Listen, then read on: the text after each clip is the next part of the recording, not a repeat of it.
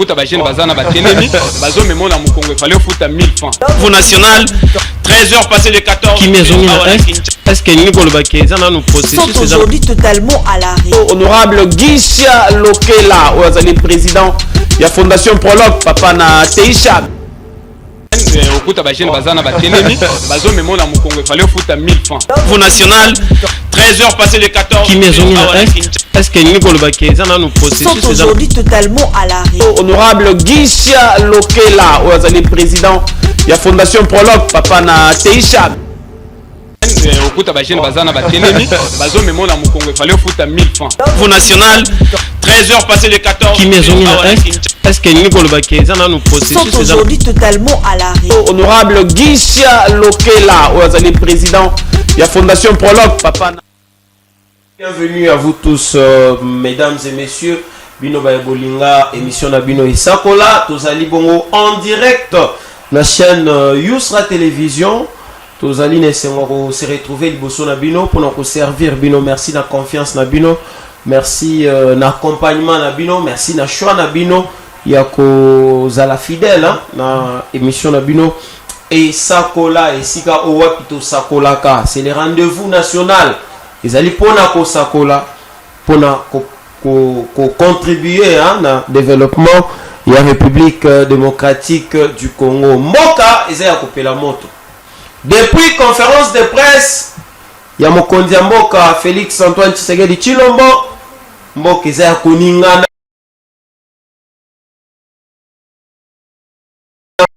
To monaki important to yambela bino ba expert ba professionnel na matière ya communication potokoka ko lobela sujet ko ezali affiché Fati azali ko mériter 3e mandat vrai ou faux mais tokosala yango biso moko te tokosala yango na bino ba bozali ko landa biso boko benga biso boko koma message et en direct ba professionnel lo bazali na plateau va répondre Bino. Alors, je m'en vais vous présenter les deux invités.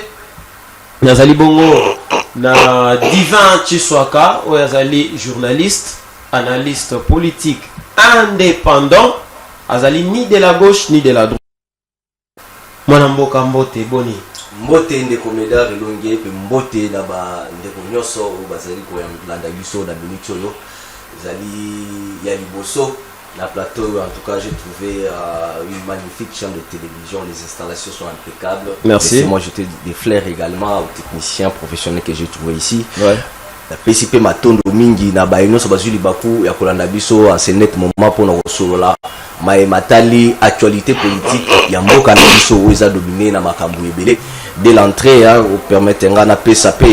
Moi, bambote na ebete du côté parce que cette chaîne est vraiment suivie. Allez-y. Du côté Otouélé également bambote mingi na entourage nyonso ya gouverneur Jean Bakomi Tongambu ou azali ko sala musala na bokasi nyonso pe na détermination na sima ya vision ya tata mokonzi ekolo Félix Antoine Tshisekedi pour ce kotali te le lenge province oyo ezali ko se transformer en termes des initiatives et des infrastructures qui naissent comme des champignons et financés sur fonds propres ya province ezali bikamo ezoko salama par initiative ya gouverneur Jean Bakomi to autopécier makasi mingi pour ceux qui mutazo sala musala na lenge sengeli. Il faut qu'on encourage pour qu'il y ait des liboso pe o azo sala malamu te il faut que lamusae pour asala musala malamu pour nyonso wana ezali ete pour l'intérêt ya population o aza au centre ya makambo nyonso. Très bien, très bien. Il y a une des mission primordiale ya isakola moto ya ko sala makambo malamu lokola gouverneur Jean Bakomi to kobetela maboko normal. Mais soki moto akobundisa mboka République démocratique du Congo akokutana na isakola. Mwana mboka Christian Lisuku yo pozali mopandi sango ozali analyste politique indépendant. Nazali ko préciser parce que na boyi ba interprétation. Mbote, bienvenue. Mbote mwana mboka Médard, mbote na mwana mboka Divin Chiswaka, na koyiba mwana albanaye mouké parce que dans ses habitudes.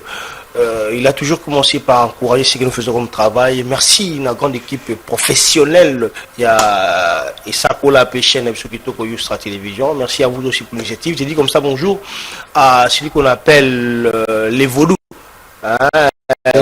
Mboulaye.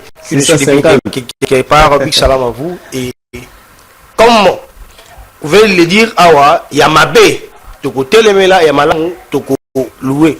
Yango, donc c'est par même occasion qu'on appelle à côté telemela, degré à progression avec accélération. Insécurité dans la ville, province, il y a Kinshasa. Ah. Dans une seule soirée, il y a eu 3 braquages. La soirée moko. La moko. Oh, il y a vendredi, il y a samedi, au dimanche. Tout le monde a sayo. C'est bilan, il y a au même moment, et quand il y a 1 heure, Petro Congo, et bypass. Juste après, arrêt Libaya. À monter vers le rond-point. Voilà. Bomi Moutou, Bétié Massassi, Moutou Kanaye.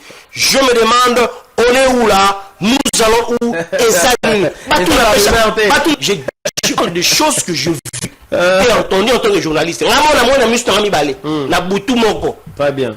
Nasayo, Petro Congo et na bypass, Bomi Moutou, Babotole Moutou Kanaye. Et maintenant, je passe avec les enfants, tant qu'il n'y a pas d'amour, parents, tout le monde est bembé à Moutela, je me demande, Tozali, Wapi, moi, Mboka Médard et Longue, tout ce qui est, tu n'appelles Chabanité. C'est ce que l'Assemblée nationale veut nous faire croire. Là, j'éloigne ces débats. J'éloigne ces débats à l'UDPS. J'éloigne ces débats à l'UDPS d'abord. Parce qu'il est national. Et les gens qui lui ont épargné, ce sont les députés nationaux. Ah, d'accord. Donc, il ne faut pas faire. Aussi épargner l'Union sacrée. Dans le Boy, la Chia, on a des députés. D'accord. Parce qu'il y a la majorité. Une initiative, voilà. Donc, bon. Et puis, très bien. alors, c'est un peu ça. Nous condamnons, merci, merci. Awa, Kinshasa, c'est Koningana, Mboka Mobimbeza, Koningana. Ils allaient entrer avant de aborder le sujet Nabiso normalement. Week-end Oyo, le pasteur, c'est pas Babenga qui est révérend, et Yaman Pia a invité qui nous a Fachi a kendaki ki kosambela kuna mais na prédication na ye alakisaki que soki nzamba lingi Fachi atikala akotikala Fachi a mis tout na ba question belete nzamba zana posa Fachi a continuer et le même dimanche Moïse Mbiye a sali sorti yepé a traité ba pasteur belé aux sous aveuglement changement à la constitution. En tout cas je tire de ces mots. Bazali, lépreux. Comment avez-vous, en tant que professionnel, analysé voilà, et puis attaque comme là, Moïse Mbiye. Sur le plan communicationnel, je vois des frustrations. Frustration? Il y a Moutoumou qui a X. Parfois, c'est quoi nous appelons ça? Il y a Zate, il y a créé mon clinaï. Débat qui n'a sens moi bon. Parce que je ne peux pas accepter moi. Moi, Mingi. Vous comprenez pas. Limaté, peine à facilement que cher,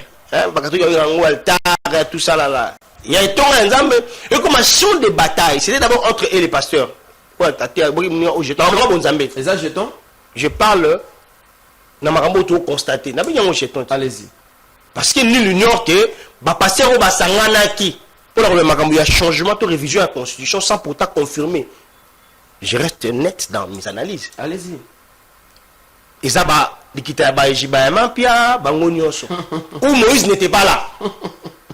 Voyez. Alors, tant qu'il n'y a pas le but, pasteur Moko Basangani, pour le magistrat de constitution d'office, à Linga. Même l'enfant qui est encore ignorant, on comprend qu'il n'y a pas de papa. Parce que je me suis dit lundi, il y a dimanche, alors jusqu'au lundi. Lundi, les médias posent que frappe, pasteur, voilà contre Twitter, n'en parle même pas sur ces débats. Alors, tout éloigné qu'on a débat, oui. Je précise, selon mes analyses, tout éloigné qu'on a débat, oui. Que les pasteurs qui réfléchissent autour de cette thématique du changement ou révision de la Constitution, pas trouver d'argument. Et entrer dans le texte avec les articles qui fait fâcher et les ambiguïtés qui se trouvent dans la Constitution, parce que la Constitution est présente au centre. Vous comprenez? Nous l'ignore, il y a des points qui dérangent un tout petit peu. Regardons le temps, la circonstance,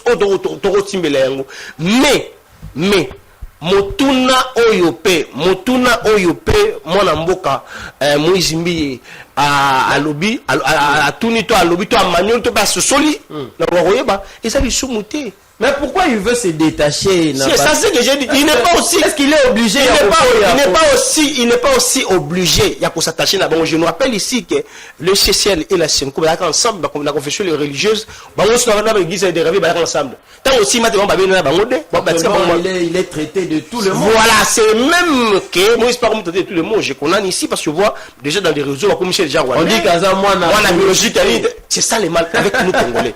Lorsque tu soutiens ta position, il faut la soutenir dans l'argument. Lui a dit, il n'est pas contre le changement de la Constitution. Même qui sait l'article, ils ont dérangé. Bah expliquez, selon lui. Non, il ne veut pas accepter. Aveuglement comme les autres le font, en disant, par contre, c'est un colo macamonza, menda, lobby. Dans les ans, voyez. Donc c'est un peu ça. C'est guerre. Hein? Il va passer au on a sphère à Bonzambe, va expliquer aux populations claires que biso basa la Nzambe, tout le monde est à disposition X ou Y. Tout ce qui est besoin qu'on a mboka, tout ce qu'on a bien, il y a mboka na biso. Et non avec des mots un peu légers, sans pour que ça est en a fond. Très bien. Ce qui Nzamba lingi. Bino maintenant dans colo. Très bien, très bien. Ndeko divin Chiswaka. Olanda qui certainement va prédication Anna. Quelle est votre analyse? Mais pourquoi les gens s'acharnent plus contre Moïse Mbiye? Mais Ejibayama Pia, Batiki Bongo, Mutoza ko Simba Yazati. Qu'est-ce qui se passe? Bon, ndeko Médard et Longre, ce qu'on permettre de rebondir. Allez-y. Moi, mouké, na matali, biscuit de konabiso, abimisi, na ebiki, yango benda kana débatté. Mais na linga na rebondir, moi, mouké, question de mettre le point sur les i. Omoni na matali sécurité. Yengumba Kinshasa. Pendant un moment, bateau, bazolinga, pour faire croire na bateau, mususu été, sécurité à ville à Kinshasa, ils ont reposé kaka.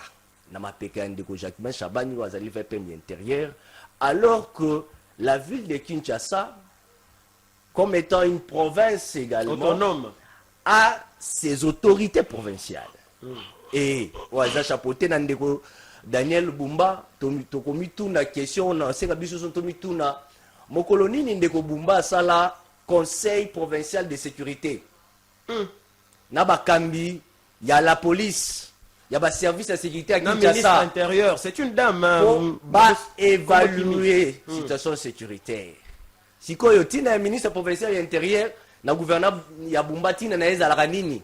Pour être tozo bengaka ndeko Jacquemin Chabani, alors que na ba province également tozo mona lolenge ba gouverneur bazo ko s'organiser pour être sécurité et régner na bantité na bango. Est-ce ba conseil de sécurité provincial ezalaka, est-ce ba conseil de sécurité na niveau urbain? Est-ce que ezalaka? Eza ba question na okomituna. Il y a un problème. Ezoko désorienter batu mususu, bazoko se dédouaner. La responsabilité na bango na maimatali insécurité na ville à Kinshasa pour na kotiango likolo ya mapeka ya VPM ya intérieur ba Congomani esengeli ba été mboka na biso Congo RDC constitution est définir yango comme état, un état unitaire mais décentralisé. Décentralisation ezali na niveau ya compétence, à niveau, il y a pouvoir d'agir. Il y a un monnaie bandeko musuba telemaki pour na matali changement de constitution et alliés pour to monaki ndenge ya biso ya ko vivre. To benga ka mokonza mboka intervenir na makambo nyonso. Papa mokonzi ya mboka taela biso makambo au même moment. Soki to lembi tata mokonzi to ketie pa mwasi na ye. Azana pouvoir maman première dame taela biso makambo azana pouvoir te ya bandeko musupe balobaki lokola tolinko benga mokonzi na ba makambo nyonso kasi to pesa pe pouvoir nyonso pour permettre à agir sans pour autant kokende na ba procédure mususu pour être tozana président oyo azana pouvoir ya kolongo la ministre te pouvoir est limité. Il faut aller kananzela ya premier ministre. Très bien. Donc, exactement parenthèse. La question posée là, je pense que c'est donc tout le monde en parle présentement. tomoni ete liboso ba débat politique ezalaki kokambama na ba politiciens mais lelo koma basali ya nzambe nde bakoma kokamba débat politique na minute oyo ezali mwa soni makasi na bandaka koloba ngo mettre fois pona basango na interpella bango pe na lemba ete rôle primordial ezali nanu komema milimo epai ya nzambe mais bango bakoti politique trop lo tomoni pe église de réveil balamuki bango pe bakoti politique makasi naomi tuna ese maye papa eziba ya mapi alobaki nayebi aza évêque eziba ya mapi alobaki est toute la yango na rang ya prophétie eza prophétie eza nzambe nde moto alakisi ye révélation eza révélation eza inspiration po bandeko na biso message balobaka ke inspiration eza likolo ya makomi ça peut débat nayebi te est-ce que eza inspiration est-ce que eza prophétie nzambe nde apesi ye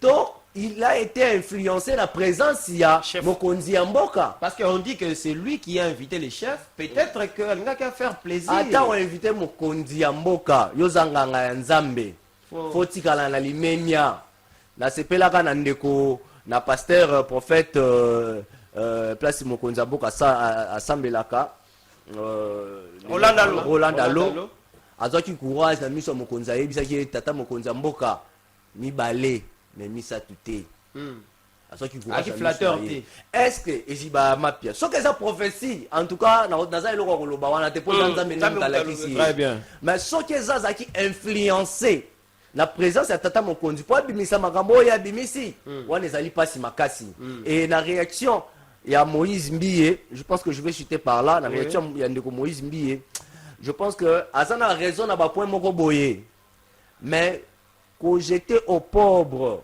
na ba père na ye na bato oyo ye soki apusa pembe na bango afukamaka po pesa bango mbote ko traiter bango de lépreux je pense que ezalaki na place te akokaki ko attaquer bango sur le plan argumentaire ndenge asalelaki po naomona place te ya koyina ndeko Moïse Mbiye po alobi ete débat autour ya changement de constitution bato bazomema ngo na loyenge bazolinga basala ngo mpona mokonzi mpona peuple te mais soki eza mpona intérêt ya population ye pas ané d'accord que constitution changer place wana bato bazomona ngo te bayalobaki yango mpe ye pas d'accord et que débat lelo autour ya changement de constitution na banzi ete mokonzi ya mboka alobaki yango na conférence de presse na ye ayoki bato nyonso famille politique na ye balobi changement bao balobi changement te ndeko Fayulu akenda komona ye sûrement alobelaki ye makambo oyo azali nango baproposition azalaki nango mais sikoyo ezo dépend na mokonzi ajije oyo balobi oyo balobi boye nani akokata makambo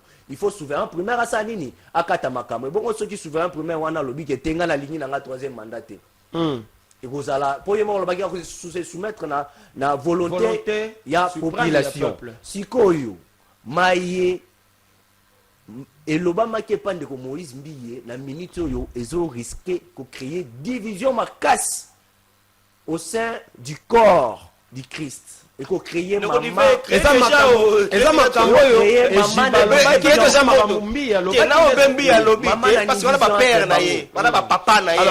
alors mon mboka mais pourquoi cette bassesse la chef ya population bakomi notamment ba politique o bakomi kofinga mwana mboka Moïse Mbiye balobi azali kutu mwana ya XT azali kutu na en collaboration na ba rebelle balobi makambo ebele sur les réseaux.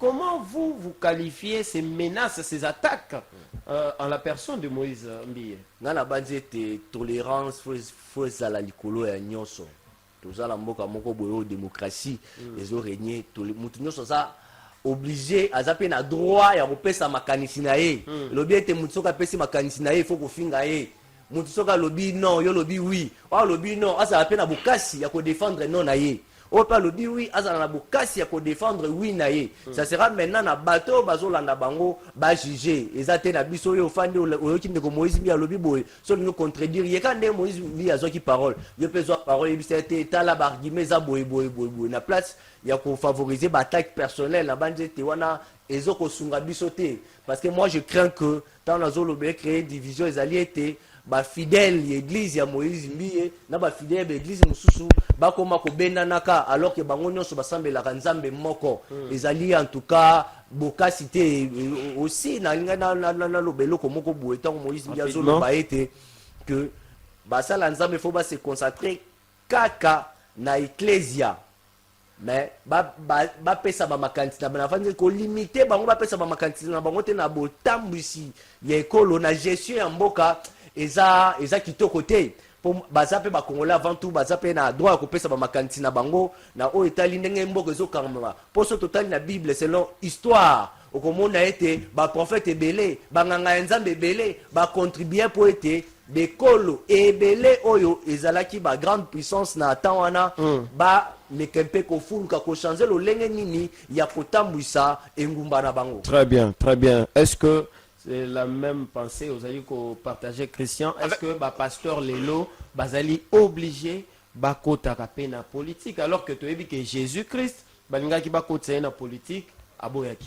Voilà, avant de répondre à cette question, je vais vous aussi, madame, tout le divin. Merci, la question au divin. Il y a bassé sur tout le monde dans la population. Je suis dans ça, dans le matin. Je commencerai ici. Na kobanda pena mingi mingi pour le moment il tungo mabeba mesana kana ngote on tant kule bana ya kuna et quoi bon mesano bana ba kuluna alors il va te combattant tout éradiquer aussi sango. Aujourd'hui je commence par condamner en citant nommément sans la crainte d'être contredit tout en condamnant ce qu'a fait ba ndeko na biso benga ba gaulois. En tout cas ceux pour beta mais dans le roi congolais nous avons intérêt, comme a dit divin, juste à la population. Nous avons un seul chef de l'État. Vous comprenez? Mais on ne peut pas tolérer qu'on insulte le chef de l'État. Peu importe frustration. Très bien. On a insulté le chef de l'État. Que la Bible nous recommande, il y a ressemble la peau na bakambi yambo cannabis au peu Très bien. Alors est-ce que ma pasteur le chef religieux bakoki kokota politique? Je connais aussi la manière dont les gens agissent vaguement. On va passer au repos. On va bien au Kabola. On a bien Kaboli déjà. Pour les autres sont chrétiens, les partisans, les sympathisants, il y a l'église. Il y a des pasteurs. Ouais, les gens aussi côté on parle de quatre dans colo. Aussi côté un moment attaquer. Ta pasteur a sali mabe. Bazar la communicateur na bango pas attaquer. Ça pourtant on y mabe pasteur. Comprendre. Alors, ce que divin a dit ici, c'est normal. Obi en colo yesu mo bateli pe musungi na biso. Na tango na ye. Ozo comprendre. Politique ko ta politique mais tango ye, à moins que la commission ecclésia wenzi, il y a une infraction, destruction méchante. Donc, c'est que l'Église a le droit de dire un mot sur le bon fonctionnement et Yamboka. D'autant plus que Madame Yambo, comme c'est que ton ensemble le roi Wendy, alors c'est Madame Nandela. Voyez, donc ça veut dire les pasteurs ont le droit de dire un mot. Très bien. Sur l'évolution du pays, mais tout en étant aussi neutre, sans avoir parti pris. Aujourd'hui, un moment, c'est encore on appelle ça aider le roi opposition.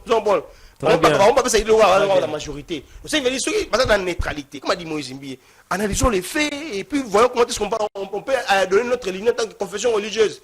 Et nous, on crée des partisans, ils ont fait ça la beauté. N'a pas partisan, n'a pas partisan, n'a pas bandimi. Pas partisan de l'église, parce qu'il devait être les chrétiens. Merci, Christian Lissoukou. On va dire film de gauche à droite sans vérifier. Tant qu'on va noter Moïse Mbié, on se pose, ça crée un autre débat. En attendant, la photo, il y a point de presse, il y a Saïmaki Lobby, CG, Augustin Kabouya, Tenaki Lobby, et comme après, avec Mwalamboka, Grand Stumba, nous allons aborder les sujets. Ils sont déjà prêts? Ils sont déjà prêts, d'accord. Après, prise de parole ou sortie médiatique, il y a Mwalamboka, Félix Tshisekedi Mokonzi Mboka. Et pas ya lobela qui makambo mandat azana posa ya troisième mandat te asengi yango te mais soki peuple a pesiye akoboya te en tout cas lokola mwana mosala ya peuple akozwa. Je commence avec divin. Martin Fayulu abimaki alobaki makambo alobaki notamment telembelaki changement de la constitution. Delis Sanga également et lobby mwana mboko Augustin Kabouya a tenaki point de presse et a répondaki na ba politicien ou msusu ya zo na ba aventurier etc. Est-ce que vous allez satisfait et convaincu na sorti wana ya Augustin Kabuya. Oui, effectivement, je pense que ça valait la peine, mais nalinga ki mwa muke po ezali makambo tolobela ki pendant ba moment ebele alors que mbutu mutu ezali na kati ya UDPS mutu nyonso suwe na ezali kimie kota boyokani ezonga bolingo ezonga entre bana ya feu Etienne Tshisekedi wa Mulumba de heureuse mémoire. Et par là je tiens à saluer la grandeur d'esprit ya mwana mboka ya ndeko secrétaire général adjoint de Bizibu Balola oyo alakisi à la face du monde que lutte naye ezali ko se reposer sur ba intérêt personnalité, sur ba intérêt pécunier, ezalaki bongo pona intérêt ya parti politique oyo lelo ezali na pouvoir baye bandenge nini ya ko se réorganiser pona ko pesa makasi na tata mokonzi ekolo pona ko accompagner ye grandeur esprit wana yango tolinto mona au chef ya ba politique ebele po bato balobaki ebele balobi alobaki boye lelo ye wana zongi kuna ete a rappelaki pe orientation ya mokonzi ya mboka eza négociable te tango mokonzi apesi orientation il faut se soumettre soko ke mopanzi seke yo bandai ko viser ba intérêt personnel alakisi grandeur d'esprit wana alakisi ete azali homme d'état oyo azotia intérêt ya parti na ye intérêt ya engumba Congo likolo na nyonso po ete oyo alakisi azali homme d'état c'est qui? ezali bongo ndeko Deo Bizibu Balola ou azali secrétaire général adjoint na kati ya UDPS Tshisekedi na banzi ete na conférence de presse wana bomonaki ye mopanzi ya secrétaire général Augustin Kabuya pe na marche bomonaki azalaki wana po alingaki ko lancer message fort oyo ezali bongo que likolo ya ba intérêt personnel ezali bongo d'abord intérêt ya parti pe intérêt ya mboka. Pour ceux qui mboka ezate parti kozala te supposons que azalaki na marche wana te et que marche wana basalaki échoué sikoyo bazali libanda banguna baingai baloba nini baingai baloba ata la population azali na bango te alandi bango te ko soutenir bango te ezalaki message fort babanze ete a pese exemple moko pe modèle moko boye o bato nyonso esengeli balandela na o etali échange ya ndeko Kabuya na presse ezwamaki bongo lobi na banzi ete tozalaki wana mituna maki pe ayanolaki na mituna ebele po objet ya mise au point wana o abengaki yango mise au point ezalaki bongo te ko corriger makambo to ko interpréter makambo konza lobaki mais ezalaki bongo ko balayer ba propos masonge nyonso oyo ndeko Fayulu abimisaki na o etali o mokonzi ya mboka alobaki o ndeko Fayulu alobi peke mokonzi ya mboka arulaki ye après changement arulaki ye mais tobosa ni te que mokonzi ya mboka ayambaka bato nyonso azwaka ba desiderata na bango ba proposition na bango ye moko ayebi moment nini akoagir yo koloba te mokonzi ya mboka arulenga po yo pesi ye makanisi na yo talanga na banzi boye na banzi kosala mokonzi ayoki yo mais mokonzi ayebi tango nini ya koagir kocha mokonzi pression te et aussi na kolandisama ba propos ya Augustin Kabuya était sur l'ordre chronologique oyo ndeko Fayulu a présenté pour na kolobaki yende à la Musaki IDPS na 2006 2005 alors que biso stoyebi IDPS a telemaki d'abord o ezalaki constitution o ezalaki voté o memaki biso na élection en 2006 azalaki d'abord contre yango et ndeko Fayulu lokola utaki mopanzi ya Kabila il fallait avoir refuge à se ressourcer à me peu ko sala mayasika yango yaki mopanzi ya UDPS na banzi te ba vérité zalaki elobamaki pour été mise au point wana ezalaki vraiment important pour na ko balayer ba makambo ya lokuta nyonso o ndeko Fayulu abimisaki na likolo ya parti politique. Est-ce que zalaki obligé ya kobenga Fayulu kobenga e traître alobi azalaka toujours traître et les lois za ko représenter le côté alobeli sesanga alobi yaza frustré alobeli pe alobi gaza sans position alobeli kamita toza na parti sans mallette tout ça est-ce que c'était important est-ce que opposition wana lelo ezobangisa quand il y a pouvoir te na banzité pour ezali ba guerre politique ya un combat politique, mon soka beti au gauche, professeur qui à droite. Bah photo, je crois ils allaient beti au gauche à l'anglais gauche, monsieur yozo kota là eh. Comme Sango. Comme Sango. Comme Yesu. Il fallait réagir. Et bah ça bah politique.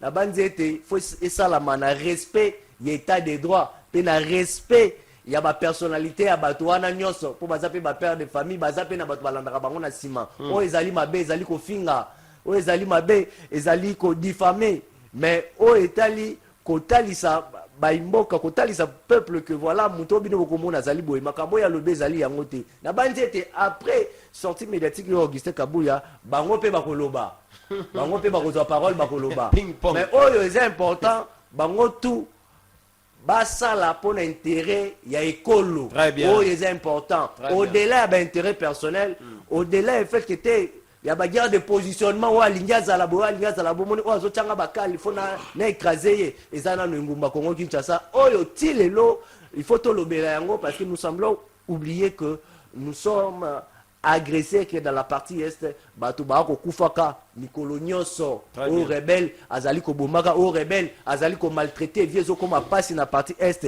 na banzeti na ba mission nyonso il faut ko réserver ata mo ba minute pona ko lobela ngo pona ko tindika makanti na biso na bandeko nyonso bazwami na partie est ya République démocratique du Congo notamment na ba territoire au ba partie où ils a occupé na ba rebelle ya M23. Très bien mon amboka Christian, est-ce que vous avez comme que conférence de presse, il y a Augustin Kabuya ezalaki opportun après que chef de l'État déjà le baki makamonyon sort. Est-ce qu'il fallait azonga pour revenir sur propos il y a opposants et puis qu'on traitait bango donc on discréditer bango notamment tant azolo baki Fayulu ne représente plus rien tant le baki nanga Corneille nanga akobangisa bango te. Est-ce que vous allez être satisfait? Ici, je ne parlerai pas de Corneille Nanga, le rôle à moto normal. Parce que chez moi, mon le rôle à mon cabas criminel. Je n'ai même pas une minute pour lui parce que c'est un criminel. On attend, on attend aussi les États-Unis à cet été. Alors, mise au point, ta conférence de presse, il y a mon ami Augustin Kabuya. Personnellement, pourquoi est-ce que Yemoko a accompagné bateau balingi bateau bomi communication to impact la communication chef de l'État.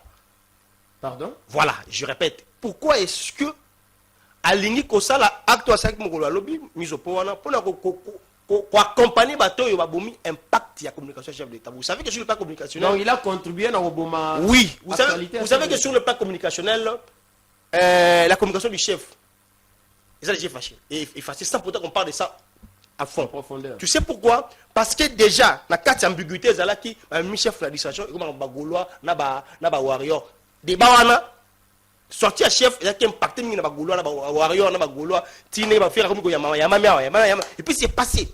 On n'a pas expliqué aux gens comment est-ce que le chef avait exprimé son ras-le-bol na insalubrité na insécurité na vie pour sécurité ça. Yemo comme konza lobby. On devait expliquer aux gens. Les détails, ils le font. Quand le chef expliquait sur le plan sécuritaire en disant bon, excusez-moi, mais ceux qui n'ont agi ça quitté. C'est parce que j'avais compris après que l'armée était infiltrée. Pour expliquer que Augustin Kabuya abomi actualité. Abomi les sous le rôle madame Tina Salama a assuré que ma communication impact la communication ko ndamboka na makaba débat ba Gaulois na ba warrior il pas accentué d'autant puisque ba même protagoniste to ba même invité le roi Pansango avec presque de mêmes questions au monument na mboka jamais ça m'a donné question mais question déjà mon konza répondra qui déjà. Vous voyez, Israël. Moi, Jean-Marie Kassamba. Quand on a une question, il y a des ordres dans les familles politiques. Voilà. Ah, ok. Voilà.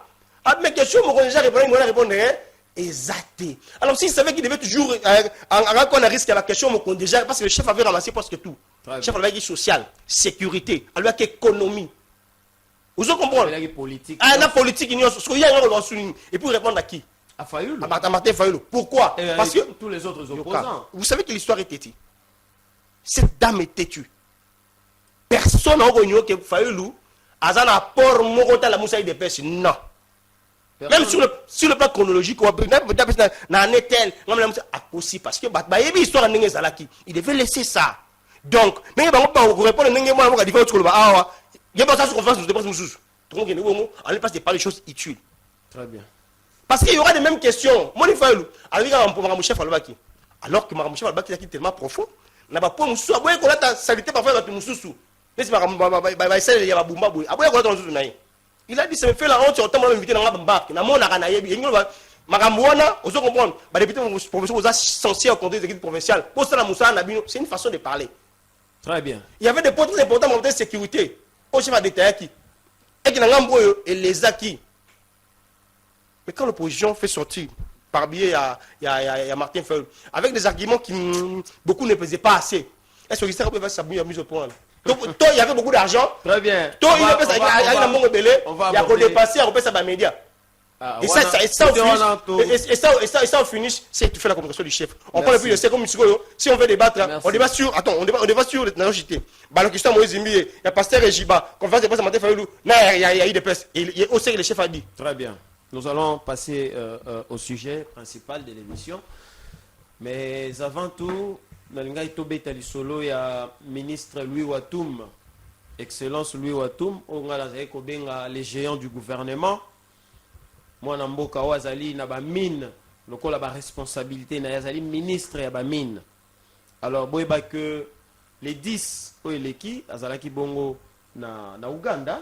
Moi namboka divin ozali Hollandais la kipe azalaki na Uganda ezalaki pona koinde kosangana na ezalaki conférence.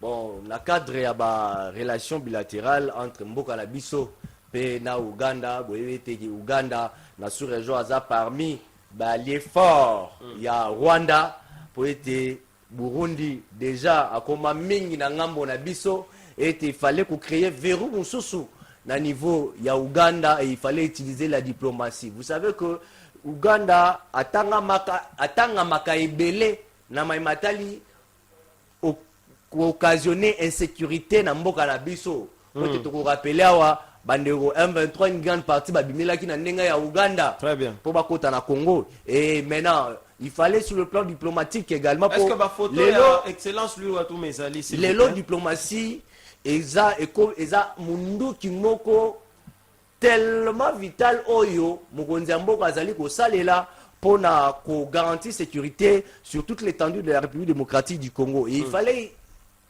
le faire également avec l'Ouganda. Il fallait ko tisser ba relation ya bien, ko proposer bango makambo ya bien, partenariat moko ya bien oyo ko permettre bango photo ya ministre akendaki na Uganda ezali wana contre République démocratique du Congo ya omoni mwana mboka ndeko Willy Watoum oyo nga azoloba nano na monate ministre ya mine to ministre na gouvernement moko songolo pakala asala unanimité ndenge to bengaka auprès de l'opinion pour être musala ezali ko salama banda koti na ministère wana parce qu'il faut te rappeler lelo batu tolingaka mingi tomona ba technocrate na ba poste ministériel tolingaka tomona mingi batu batie na domaine na ye de prédilection batie na domaine na ye oya tangela na domaine na ye oya erwa na domaine d'expertise na ye pende ko Willy Watoum azali na minute ko se retrouver na kati ya domaine na ye na secteur oyo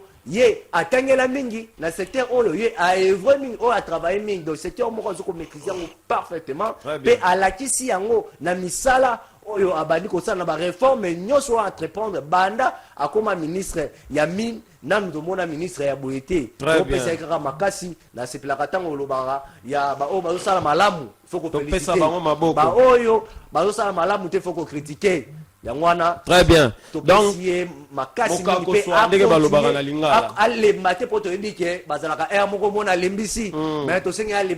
à continuer toujours au Kamba, ce qui est un azo qui est abanga pe mutute to que certains miniers na mboka na biso. Abanga motote, ata bangi moto. Problème makasi. Na simana ya za na population ba ko sale confiance. Ba photo bozai komo na bandeko.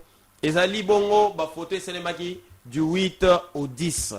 Ezalaki 9e session, il y a commission permanente mixte RDC Uganda. et c'est le match du 8 au 10 mai 2026 kuna na Kampala. Alors hier, Excellence Louis Watum Kabamba lokola membre ya gouvernement congolais lokola moto na charge ya ba mine ya République démocratique du Congo akendaki kuna elongo na vice premier ministre intérieur bazaki naye bakendaki ko participer mingi ministre mine Louis Watum Kabamba akendaki ko participer na ba travaux ezaki bongo consacré na renforcement ya coopération bilatérale mingi na domaine ya mine. Ndenge mona mboka Divan Otukoloba, c'est le ministre qui excelle, un des ministres au bazali ko se distinguer na gouvernement Judith Osumino. Et donc nous avons ko senga na chef de l'État bato aboye sengeli ko tia ko pesa bango confiance lobby ba ko continuer ko saler la République démocratique du Congo malam. Alors tolobela maintenant question au wana na bandi na Christian. Est-ce que Félix Tshisekedi a lobby so qui peuple a payé troisième mandat ako boyate. Aucun dit que peuple a koki kopesa Félix Tshisekedi président de la République troisième mandat. Est-ce que aucun dit que azali ko mérité yango? Merci beaucoup mon amour kapona motuna au Pessingaï, mais j'aimerais aussi dire un mot, ne serait-ce que quelques minutes par rapport à mon amboka ministre ami. Na ko le kango pena mingi te déjà bolobi parce que mingi na inko le bakana eloko moko mutu ya boyo ko mona bako combattre ye. J'aimerais dire qu'il reste dans son combat. Combat na ye ya ko telemela ba entreprise minière illégale. Ils ont une légalité. On a tourné au Teko Sami Kololeki. Na Bazou et les Maniema et Ituri. C'est dans l'objectif d'inspecter la manière dont le secteur minier est œuvré na Congo. Beaucoup plus na Kouéwana. Tout le monde a une entreprise à l'Okuta na Ituri. Ou bah sujet chinois. Bah il y a un gouvernorat à Ituri. Bah fort na. Kozon na awa. Tant qu'on a décelé entreprise minière il y a le Kuta dans Zomona la société mining ils ont yaka tant midi pour qu'on c'est pas une pour essayer d'échanger sur déroulement il y a ministère de la mine kuna surtout confiance entre l'artisanat le consort attaque les camarades pendant mon bouquet mine alors qu'il ne cesse pas dans ces combats il y a pas mal de illégalité il y a na ebike batu entreprise ba kimi na zamba tout ce qui va se faire effectivement donc site minier wana c'est l'illégalité pour que l'État soit possession. Très bien. Voyez, cet aspect-là, je vais juste lui encourager dans ces combats-là pour que tout le monde a moins pour le secteur. Alors,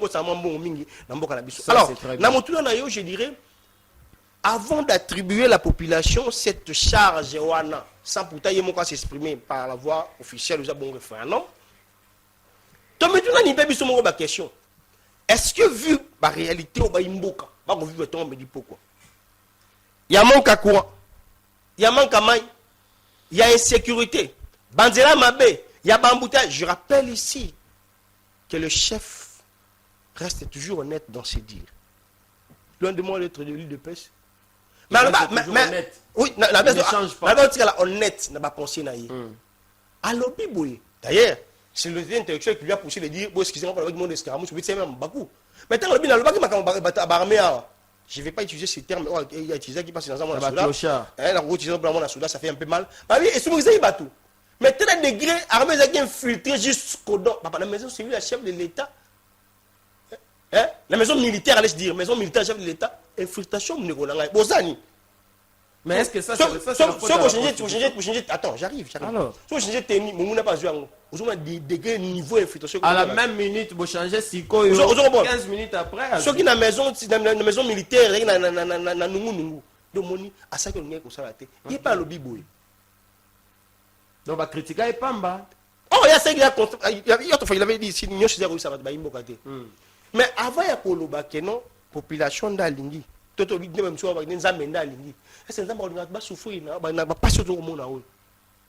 gens qui vont accompagner les chefs vont accompagner.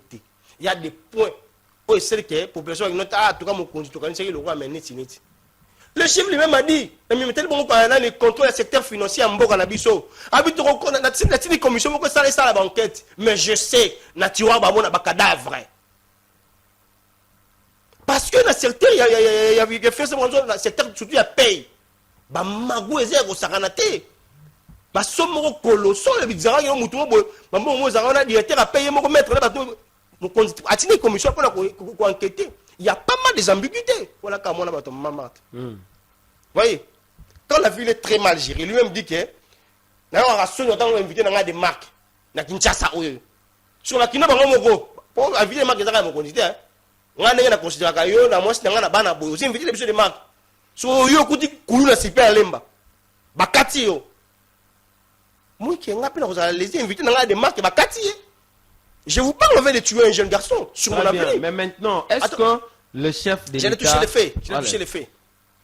Le chef sache qu'il est lui-même a dit à quoi se soumettre na résultat yo souvent premier européen ça y est mais pas dans les éloges na ba dia le zomo na ba Willy Bakonga exemple je cite nommément le nom nzambe longo la 5 ba na pesa na chef ata chef amona go aventurier vous comprenez lui-même là aussi dit devant la presse bolanda ba position ya batu na ngai te parce que ça c'est normal vous comprenez nous t'amouté pas un chef na ye vous comprenez il faut pas passer les meilleurs pour soutenir quand na bango mais la réalité ezali wana j'étais contre quand l'union sacrée elle-même disait il faut changer la constitution j'étais contre quand Kabouya disait balinga te to constitution là c'est inconcevable imposition non mais on peut réfléchir si on nous amène un devoir officiel maintenant lorsqu'on réfléchit mais ce qui peut te gagner un référendum wana attends ce qui peut te gagner un référendum wana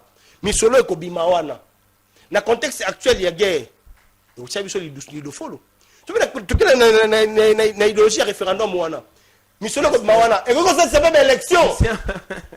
Est-ce que le chef mérite un troisième mandat? Moi je pense que le chef c'est simple. Vu les enjeux de l'ère, vu les réalités, le chef ne peut pas penser au troisième mandat. Et il ne peut pas penser au troisième mandat. Bon, c'est le peuple apprécié. Peuple ngo wapi na zoba. Oyanzala. Peuple. Oyazala nzela. Yo zotanga nzala. Mais peuple ngo kaka yemo kwa zana gratuité. Vous savez, attends. Vous savez, pour tout le monde. Pour tout le gouvernement balobi ba pèse 1,8 million d'emplois. Yo mona wapi? Non, mais Congo. Vous savez que c'est sous Félix Tshisekedi. Attends. Vous savez que c'est sous Tuni Oluki sous Makambo. En tant que journaliste, non? Budget Maté comme merci, moi na budget zaka na institution tika biso fa la kimia. Vous savez que na sous Félix Tshisekedi, c'est biso Trans Academy. Une nouvelle entreprise. Trans Academy. Non, non, la vie transcoté. La vie transcoté. La vie trans. Ils ont la DG. Ils ont la DG à conseil d'administration. C'est une autre entreprise. Elle sous branchité. Allez. Vous comprenez? Ouais. Ils ont la DG, ils ont le conseil d'administration. C'est une autre entreprise. Mais aujourd'hui, il y a une motion, il y a un élu, il y a un Bokanabiso. À côté de qui motion naïe, benga DG a transféré, il y a expliqué fonctionnement. Il y a institution là.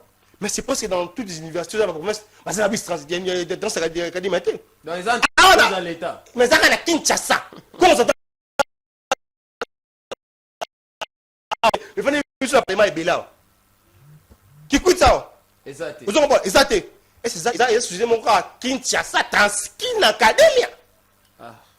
Nakasai, université où mon alors que recteur, il y a une université, on a comme la DG. Nini yozo reproché na Félix Tshisekedi parce que totangi makambo ebele liberté d'expression tokotanga guerre à l'est budget mati construction banzela gouvernement moi ba point on totangi gratuité enseignement mais c'est vrai que pour exater passe à maille. Qu'est-ce que vous Christian reprochez au chef de l'État pour que Olobakazo mais à candidat troisième mandat? Le chef a failli de ne pas créer une nouvelle classe politique. Parce que secteur politique en Bogabiso et c'est vrai qu'on a battu ya sika. Bilenge ya mayele ya boania, on va comprendre vision na yeba coach en na misala. Donc on va tata wana to message on va embele Kabila awa tena Mobutu awa te. Non. On ne peut pas concevoir ici dans ces pays ici de voir quelqu'un comme Thierry Moussine pour parler de Tshisekedi en bien. Jamais. Même si la politique exorcisme ça battu était. On ne peut pas demander. Ni oui, bah, qui demande que Nzamba Lola, allons, on a 5 ans, après ça, allons, après ça, on a dit que au moins, il y a des Ok. Ce sont les mêmes personnes qui diminuent, qui minimisent Tshisekedi à l'époque, il était à l'opposition. Même ici, vous avez exorcisé la politique, vous avez la censure, la yété. Vous avez la faveur, la yété. Vous avez la paix, yété, ça n'a bien parce que ceux qui sont malades, on va foncer, on va accompagner Kabila. Le chef de Le chef a fait parce qu'il n'a pas cherché, il n'a pas créé une nouvelle classe politique. On va exécuter à la loupe sa vision. Bateau Wana, ne va salir les lots. Tout ce qui va faire une chose, on va permettre, selon moi, selon mes analyses, je vais faire un mandat. Donc, pour Nayo, aux gens qu'on rêvait même pas, chef de l'État. Politiquement parlant, on peut aller tout dans est permis. Okay. Politiquement parlant, on peut aller dans les histoires de glissement, de dialogue, tout ça, mais par le deuxième mandat, c'est vraiment un débat. Parce que ça, il faut changer la constitution. Voilà, quand on change la constitution d'office, le chef lui-même nous donne l'impression de ne pas accommoder changement de constitution. Troisième mandat. Non, il faut toujours balana. Lorsqu'on change, même au bout, comme éligible, même Kabila doit le baoua, on conseiller sous-sous. Il faut ça, c'est ça, il faut faire comprendre à la population. Peu importe les ambiguïtés. Ça, il faut comprendre. Peu importe les ambiguïtés qu'on trouve dans certains articles qui peuvent nous pousser à changer la constitution, comme la République nous sous-sous. C'est ce qu'il faut postulé les sous-sous, à continuer les sous-sous. C'est là où les politiques, l'opposition et les autres, très bien. Mon Mboka divin, j'aime ton calme. Ah non, vraiment un plateau discipliné, boy. Bajon ya boy. Vous allez sentir analyse, pas de panique, pas de désordre, pas de bassesse. Mais on organise la conférence de presse. La dossier divin Tshishwaka. Est-ce que c'est une question simple? Compliqué est-ce que Ozomona, chef de l'État, a mérité troisième mandat? Est-ce que le peuple congolais a coupé sa chef de l'État troisième mandat? Est-ce que vous avez un yango? Yamwete na yanula mutuna na ronde komeda ezalaka malamu mingi ko dénoncer injustice na baeba iko sala injustice. Ekozala pe malamu oyo azoko soumettre bato na injustice ayeba ko milengela pote na banzete baeba bazo bazali kolanda biso bakoki komona que banda to bandi émission au préjudicier nga makasi opesina ngonga mokie. Non, on appelle ça 5 minutes. Là, on a 5 minutes. On a makasi na zaki na montre na zaki kosala ndeko lobi pendant 12 minutes. 12 minutes. Yango na combien awa? En plus, Otunier on rebondir 7 fois na ba question. Très bien. Ya yo pesa. Donc ya on a pe ezali. Ya on a palukeli yo. Ndeko journaliste injustice au fait ngai. Alors il y a non, tozo dénoncer Bumba, tozo dénoncer bandeko mususu. En tout cas, allez-y. Moi que juste on va continuer. Non, allez-y maintenant. Ndeko Christian Tika interférer. Ça la calme to landa. Donc azunga lisusu 3 minutes Bumba na lobi ata elo côté. Bon, to gagner temps. Bon, na mai matali pona kola yanola la question na yo na banzete nazo rebondi moi 3 secondes. Ndeko Christian a pesi une impression était azoluka eloko moko pena contraire nango au même moment po ete atangi ba komba ba politicien a opo na yefo bazala te na politique na biso po basali mabe ebele na mboka na biso po ete bazalaki attaché na ancien président Makasi atangi ba Willy Bakonga atangi ba Thierry Musenempo atangi ba Ndeko Gilo Ndomboyo oyo ba dossier atangi pe Gilo Ndo atangi ete allez tika divin loba divin à la parole s'il vous plaît divin à la parole tokozongela yango allez-y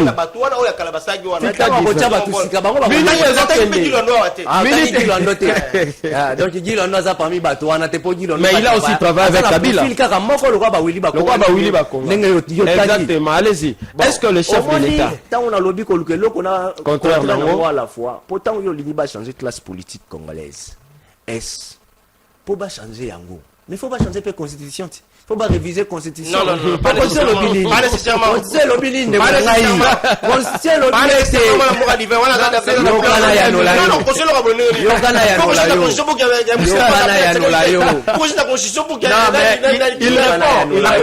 s'il te plaît Christian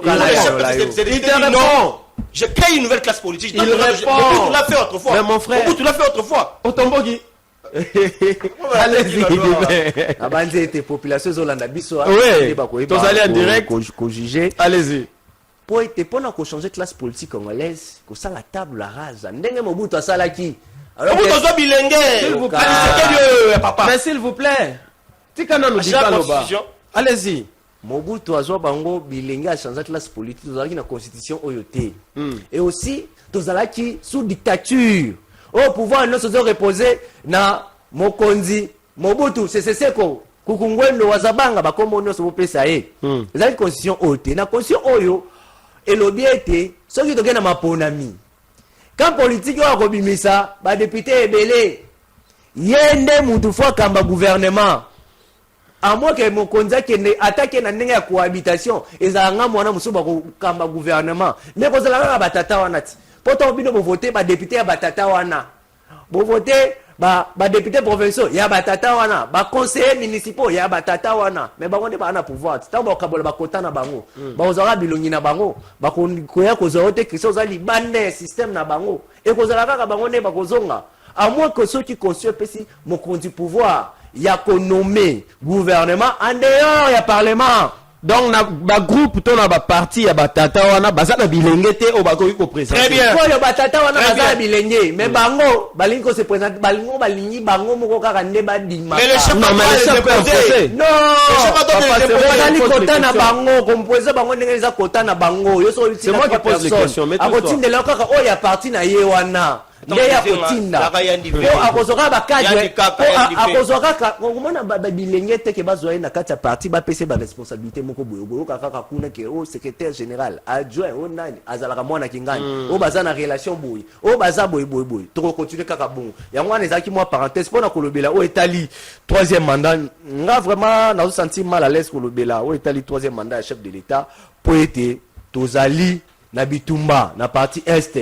Oui, c'est important. Priorité de priorité. Et ça, il bengana nanu mungunda kene libanda. Ba problème na biso tikali. Toko traiter yango après. Au troisième mandat. Au akende asala bo toko traiter yango après. Mais to bengana nanu mungunda kende. Na minute so ok na Ukraine. Au kuta débat moko teke sur l'élection alors que président Zelensky a déjà une impasse mandat déjà si la kala. Les choses salamité mais azaka kawana mais bazo le belango te pourquoi parce que c'est important ils ont nous sécurité mungunda soka koti na ndako na yo ndeko meda akolanda okolanda na nous te ko moi si alambela kingai na te bino bolinga kolia nini losona on a dit c'est bon alamba ki yango bien te moi c'est l'exact mungwa ça c'est les descendants de Lumumba okotika na nous dossier wana otala na to bengana na munguna adima nanu biso totika kimia ibongo to solo makamna biso en plus mokonza mboka na sepela katango alansaka débat oyo to ya constitution asengaki na bato basangana ba réfléchir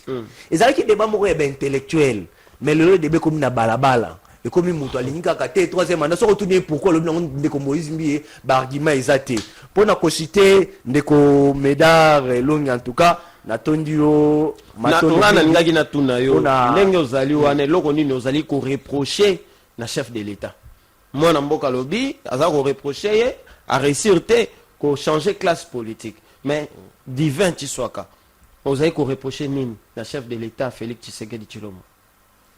Omoni mokonzi mboka banda azui pouvoir 7 ans 8 ans akutani na makambo tellement ebele pour tenir bandeli ils sous sécurité to ko bomba ça qui une effectivité à pouvoir té et que le corps là se sentir qu'il n'a vraiment na pouvoir et que a privilégié surtout na minute oyo o etali agression rwandaise a privilégié mingi mapinga na biso ba équiper bango ba bunda bitumba discours faut échanger faut pas équiper ba jeune wana ba so bundela ekolo faut république considérer bango et aussi les chefs doivent sanctionner na moni ete mokonzi aza motema ya mawa mingi envers ba collaborateurs ebele envers bato bazo kotambola libanda alors que mokonzi faut ba ko sanctionner pour être ba musuna ba leçon olobeli awa ba commission oyo kende pour ça la banquette na niveau ya finance niveau ya budget pour na ko ba ete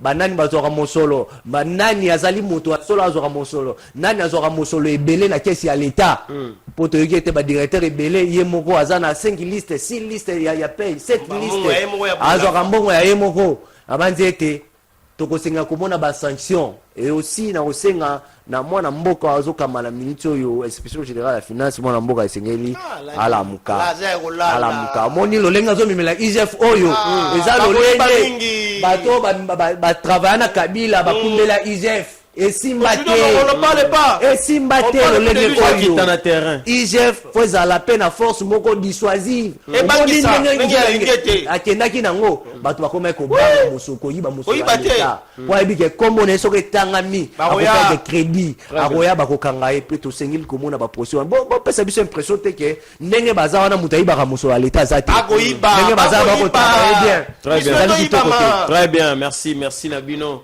Merci Nabino, professionnel. C'est un honneur, c'est un plaisir de vous avoir sur ces plateaux. Nazaï Kochute, tous ces émissions. Mais une minute, s'il vous plaît. Dernier mot, je commence avec Divin Tchouaka. L'équilibre, on peut s'en 2 minutes, n'a pas sur 1 minute 30. N'a pas sur 1 minute 30. Tous déjà na souka, Nazali Kosenga Koutoune, na Mwana Mboka Grand Stumba pour que tu chute. Allez-y. Merci beaucoup pour la impartialité. Na banzi ete mboka na biso ezali héritage au bakoko batike la biso tozali na mboka mususu te tozali kaka na Congo.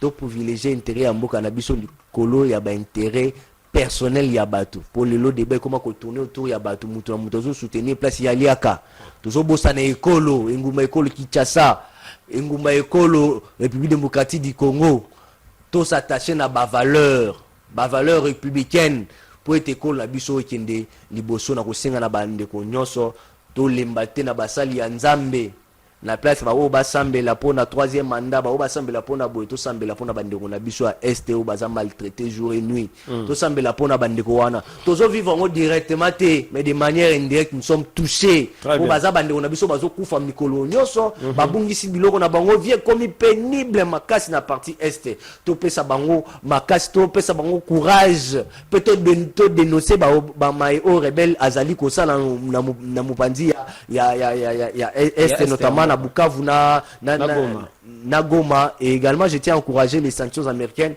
qui ont ciblé Joseph Kabila et je pense que ba okende sous musika makasi pour na ko toucher batrono pour na ko affaiblir bango financièrement pour te bien été ko bunda bitumba ezande mosolo nde bundaka avant tout. Très bien. Warrior Togolwa Divin. Bon, on a kaka mourir à bonne musique, alingaka musique ya ndeko Feregola, alingaka musique ya ndeko Fali, musique ya bandeko nyonso batikali. Merci, Mwana Mboka, 1 minute pour nayo Christian Lisuku pour sentir que vous avez vraiment la matière rebelle. Merci beaucoup Mwana Mboka Médard Elongé.